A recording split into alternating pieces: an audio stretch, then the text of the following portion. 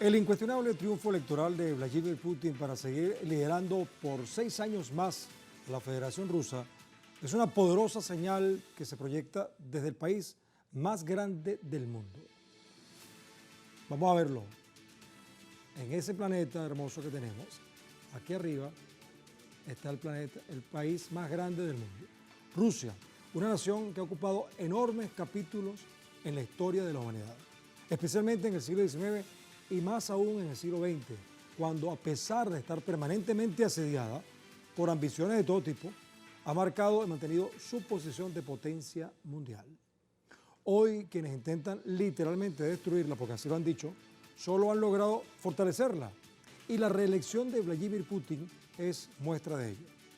El proceso de crecimiento y liderazgo de Rusia tiene mucho que ver con la conducta de Putin, quien a diferencia de sus enemigos, aunque ha tenido que defenderse férreamente de múltiples agresiones, no ha posicionado su poder con amenazas, coacción, intimidación, medidas coercitivas o cualquier tipo de tácticas que manejan groseramente, por cierto, los poderes fácticos imperialistas de Estados Unidos e Israel. Rusia, su pueblo y Putin basan su fortaleza en la cooperación. Luego de la contundente victoria en los comicios presidenciales, el jefe de Estado de Rusia, Vladimir Putin, apuesta en el desarrollo de las relaciones estratégicas con América Latina, Asociación de Naciones de Asia Sudoriental, ASEAN y África. En los últimos meses, el país dio prioridad al incremento de los nexos con la región latinoamericana, pues el intercambio comercial aumentó 25%. En referencia con la ASEAN, África y los países árabes, se observa un potencial con planes en la construcción y nuevos puntos de contacto con la Asociación Euroasiática. Pero antes de continuar profundizando en el tema, debo recordarles que a través de nuestras redes sociales, a lo largo del día, hemos sondeado la opinión de nuestros usuarios, de ustedes pues, sobre el tema de hoy. Algunos ya han participado, están respondiendo, pero vamos a colocarle de nuevo la pregunta para contextualizarla y para que otros participen. El contexto es, ante el triunfo de Vladimir Putin como presidente y líder de la Federación Rusa, ¿cuáles son las perspectivas de las naciones del sur global que mantienen o están impulsando alianzas con Rusia? Pusimos 4 opciones. Una es, esas naciones se fortalecerán. 2, serán atacadas. 3, impulsarán un nuevo orden. Y 4, debilitarán el hegemonismo. Si no has participado, aún puedes hacerlo a través de nuestras cuentas en X, @TelesurTV, @elmundo en el sur y @GuillermoTelesur, porque más adelante, ustedes saben, vamos a revisar y asociaremos todas las respuestas para observar las tendencias que ustedes están creando. Bueno, para seguir avanzando y profundizando más y mejor sobre este tema, hemos invitado a un personaje venezolano que se llama David Gómez Rodríguez. ¿Cómo estás? Un gusto. Bienvenido. Gracias por la invitación. No, gracias a ti, la verdad. Él es analista político y escritor, aunque por supuesto hay otras cosas más que yo quisiera que él me indicara, porque quiero decirles que él vivió en Rusia, es venezolano, de Puerto La Cruz, pero vivió en Rusia 3 años, estudió allá, y bueno, ¿por qué no saludas a los rusos que nos están viendo? Bueno, muy дорогой товарищ, мы из Венесуэлы, поздравляем вас с победой, потому что эта победа значит для мира мир. O sea, Bueno, lo que le dijimos es que desde Venezuela felicitamos a todo el pueblo ruso porque esta victoria significa para el mundo la paz. ajá, ¿qué fuiste a hacer tú en Rusia? ¿Por qué aprendiste todo esto? Bueno, allá estuvimos estudiando una maestría en gerencia política y conociendo básicamente la cultura, la idiosincrasia, las formas de trabajar de los rusos y las rusas. en torno al tema político y geopolítico. ¿Y por qué? ¿Por qué es importante? Bueno, es fundamental, creo yo, hoy para América Latina y para la juventud latinoamericana ampliar nuestras perspectivas en relación no solamente a los estudios, sino a las relaciones que puedan tener nuestros países con los aliados que hoy se proyectan como los grandes ganadores en materia económica, en materia política, para la determinación de un nuevo orden mundial. Es decir, nosotros habíamos estado muy vinculados, si no enajenados, en relación a una relación con Estados Unidos, muy violenta, muy paternalista. Y creo que las perspectivas que se han abierto en este siglo XXI en relación a nuevas alianzas y nuevas utopías nos permiten pensar en Rusia o en países también como China, para poder visualizar un futuro de desarrollo económico y fundamentalmente de desarrollo humano. Justamente eso es lo que queremos, porque a lo largo de la programación, bueno, Telesur ha estado atento a todo lo que significa este triunfo de Vladimir Putin. ¿Se pronuncia así, no? Vladimir Putin. Sí, Vladimirovich Putin. Vladimirovich. Vladimirovich. Sí. Ya lo saben entonces. Su padre se llamaba Vladimir, por eso él es Vladimirovich. Vladimirovich. Bueno, ya de aquí a mañana yo creo que podré ver. Bueno, pero por lo pronto vamos a trabajar con lo que estábamos hablando. Telesur ha estado enfocando, bueno, el tema de la guerra, el tema del posicionamiento geopolítico de Rusia, pero nosotros, claro, el mundo desde el sur quiere ver este nuevo triunfo, esta reelección por 6 años más, por lo menos, de Putin.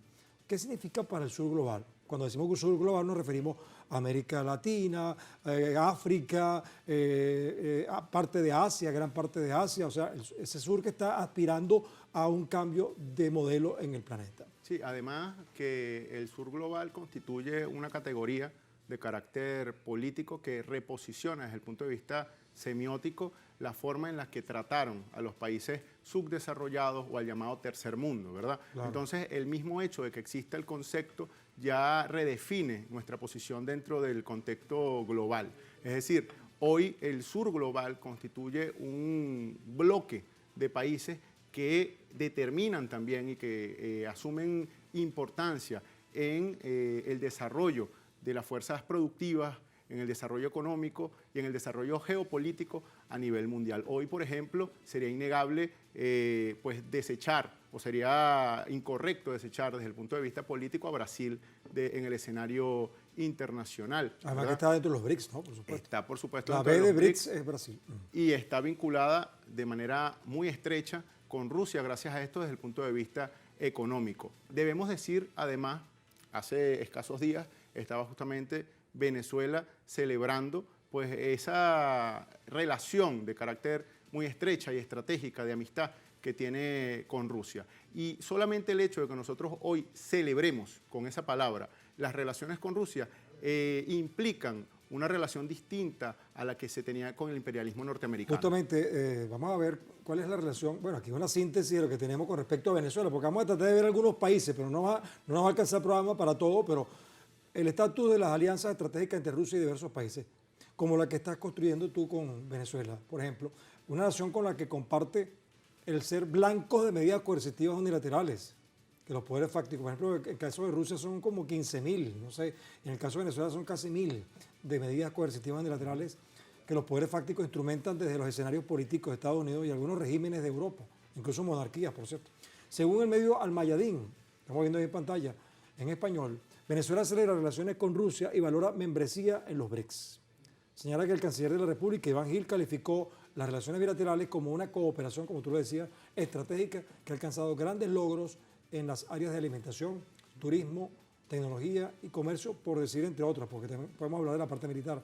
Y asimismo se unen contra el imperialismo occidental y su imposición de medidas coercitivas a potencias emergentes, violando los derechos humanos de los pueblos, por cierto.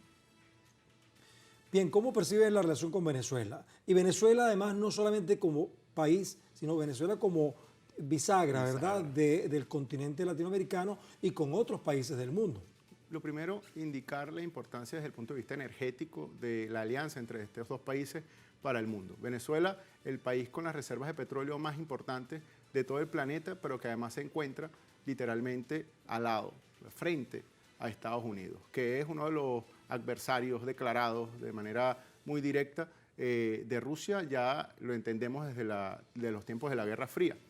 y Rusia, uno de los países con producción de gas y también de petróleo más importantes del planeta. Se habla del 24% de la producción de gas a nivel mundial viene de Rusia, pero además eso determina también una lógica de carácter económico y geoestratégico en el continente europeo. ¿Por qué? Porque hoy los que le temen al invierno son los europeos en relación a los costos, los grandes y altos costos que están teniendo gracias a la relación con Estados Unidos y esa relación que prela una relación con Rusia. David, hay una cosa que me llama la atención y me gustaría que tú se lo explicaras a la audiencia. Es por qué si Estados Unidos y sus aliados están utilizando las medidas coercitivas permanentemente como método para tratar de ahorcar y obligar a los países a que hagan lo que ellos quieren y no ha dado resultado, o sea, ha sido un fracaso. Habrán logrado, por supuesto, una cantidad de cosas perversas, pero no han logrado que, por ejemplo, que Rusia, que China, que Venezuela, que Cuba, que Nicaragua doblen la rodilla y se pongan al servicio. Y Rusia y China, por ejemplo, han manejado una diplomacia de cooperación. ¿Por qué? Y ha sido exitosa. ¿Qué pasa con los Estados Unidos y esos grupos que usan la coacción y fracasan frente a lo que está haciendo Rusia y China, que es un éxito? ¿Por qué crees tú que insisten en utilizar la coacción y no la cooperación? Es la lógica del imperialismo y la propia actitud arrogante de aquellos que han asumido la hegemonía a través de la violencia, a través de la imposición de sistemas que han procurado la miseria para unos mientras ellos se han enriquecido y han construido las plataformas necesarias para su desarrollo de carácter tecnológico y económico. Creen que asumiendo una postura diplomática de respeto a los derechos humanos va a ir en detrimento de la propia lógica de desarrollo económico que ellos han implantado a través del capitalismo. Es un asunto de carácter también ético, ¿verdad? Una forma de ver desde el punto de vista cultural al mundo y que ha lamentablemente dejado muchas guerras, muchas muertes, mucha sangre y mucha miseria en el planeta. No obstante, existe por supuesto la alternativa que hoy insurge, que florece con la propuesta del el multilateralismo, con la propuesta de un nuevo orden mundial que tiene mucho que ver además con la relación entre Rusia y Venezuela, porque justamente fue el presidente Hugo Chávez quien postula una tesis en relación a un nuevo orden mundial, ¿verdad? Que sea policéntrico, que asume además Rusia con mucho énfasis y que uno ve dentro de la Academia Diplomática de Moscú, por ejemplo, que fue donde le entregaron el honoris causa a propósito del presidente Chávez por ese concepto. Cuando uno llega, uno ve, es la foto del presidente de la República Bolivariana de Venezuela de aquel entonces, Hugo Rafael Chávez Frías. Doctor honoris causa. Y allí esa relación con Venezuela abrió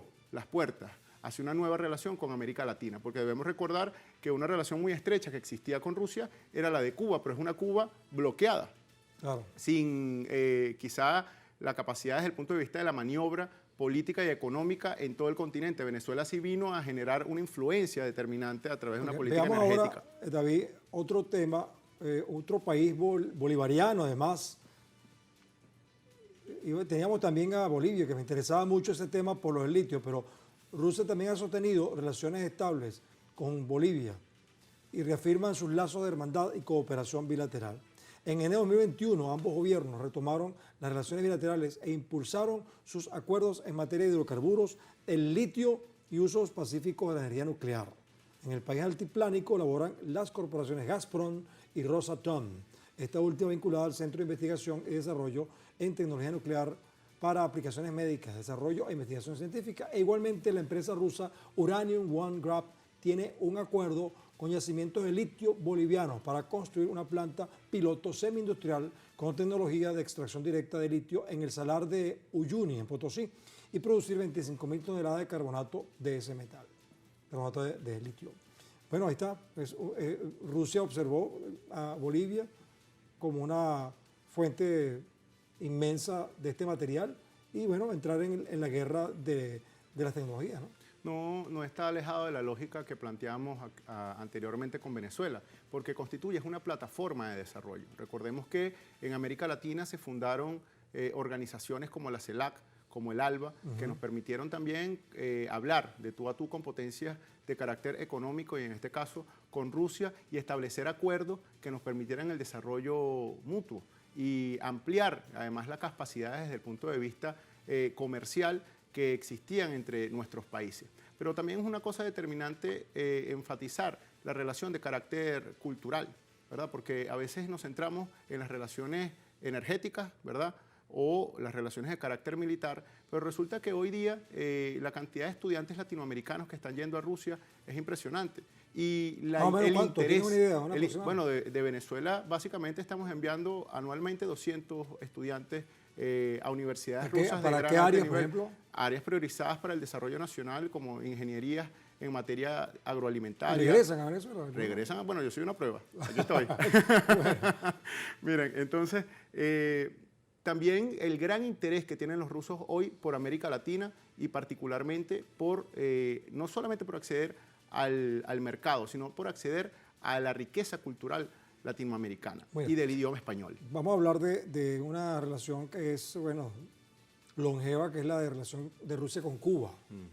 También han sostenido relaciones estables con esa nación. Recientemente firmaron acuerdos en materia de biotecnología, donde Rusia también tiene fortalezas y Cuba también. 5 memorandos fueron firmados hoy entre Rusia y Cuba, entre una cooperación científico-técnica para impulsar el desarrollo de tratamientos clínicos para diferentes patologías, entre ellas el COVID-19. Acuérdate que Cuba es poderosa en ese sentido.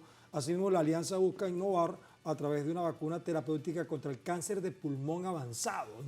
Imagínate tú, todo esto ocurre con el fin de impulsar la economía cubana y brindarle un sistema de salud de calidad a su población. Fíjate, ese es otro tema, ¿no?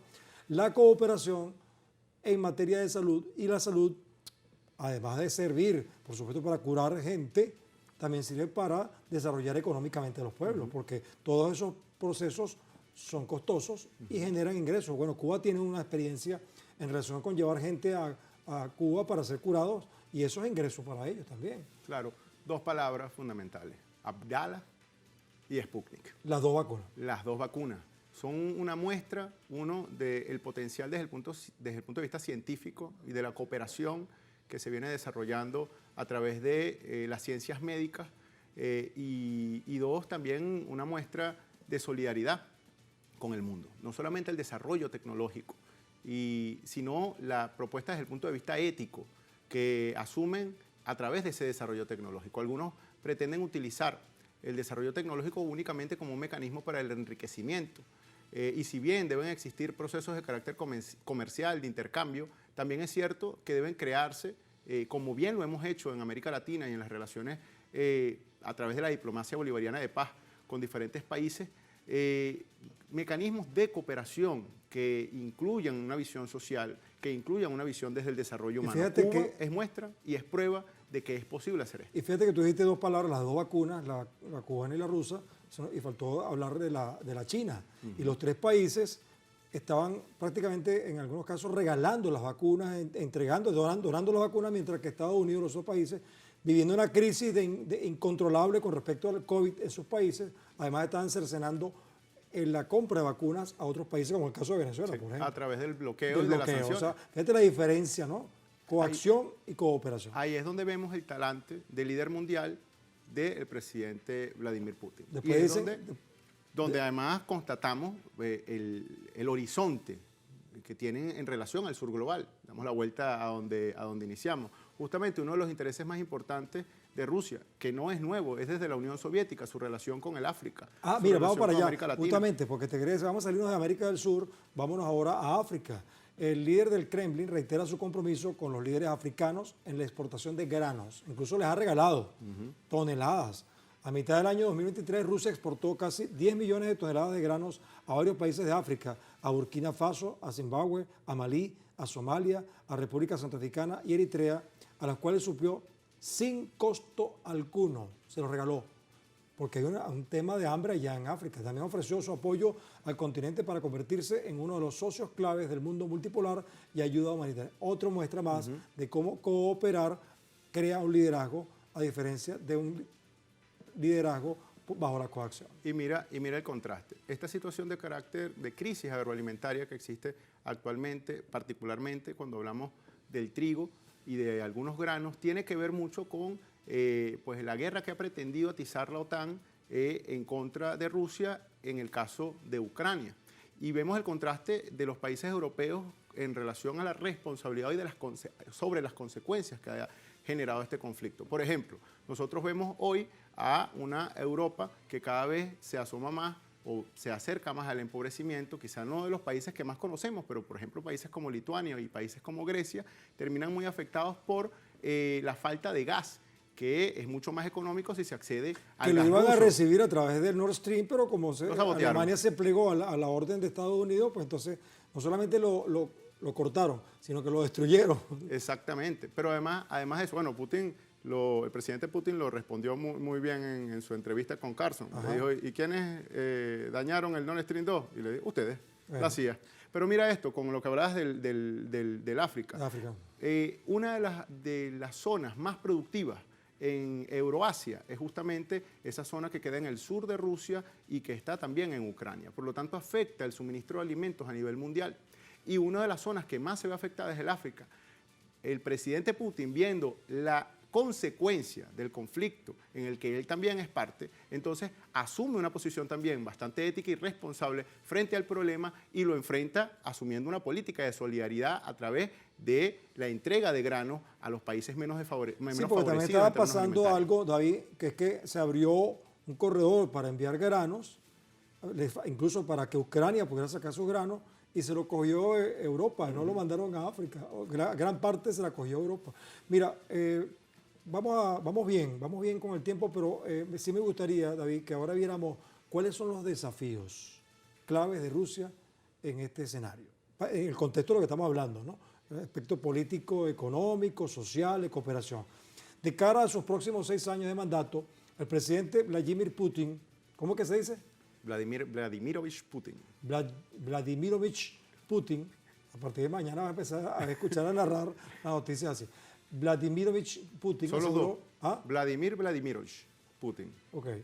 Aseguró que se enfrenta a varios retos, entre ellos modernizar escuelas e infraestructuras. También, ¿viste, no? Escuelas e infraestructuras. También propone luchar contra la pobreza, proteger el medio ambiente e impulsar la tecnología. Asimismo, contempla fortalecer al mundo multipolar, promoviendo el comercio y la economía entre las naciones olvidadas por Occidente. A mí no me gusta mucho esa palabra Occidente porque en América del Sur también hay Occidente, dos países, potencias, otros regímenes occidentales que hoy se posicionan en el sur global. ¿Cuáles son las perspectivas de Putin y Rusia en estos próximos 6 años? Bueno, cuando hablamos del sur global, entonces posicionarse concretamente en el África como un aliado estratégico con una influencia que pueda de manera muy concreta también determinar nuevas lógicas en la relación desde el punto de vista político con el mundo.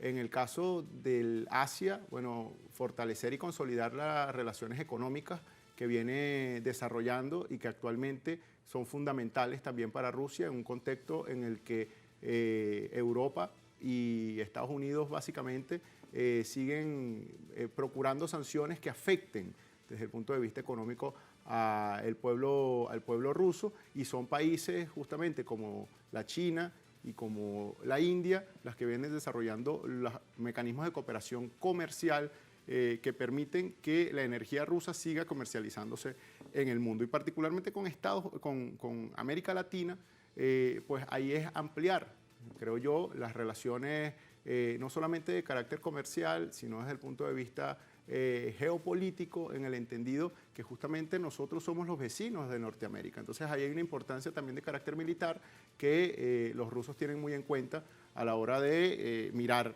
el mundo del sur global. Has tocado dos palabras clave que son una China y otra la parte militar. A mí me gustaría que viéramos lo de China un momento. Fíjate, este martes el presidente del gigante asiático, Xi Jinping, afirmó de suma importancia el desarrollo de las relaciones chino-rusas. Mediante un mensaje de felicitación por su reelección, el líder chino aseguró una estrecha comunicación con Rusia para promover el desarrollo sostenido, sano, estable y profundo de la Asociación Estratégica Integral de Coordinación con el fin de beneficiar a sus pueblos.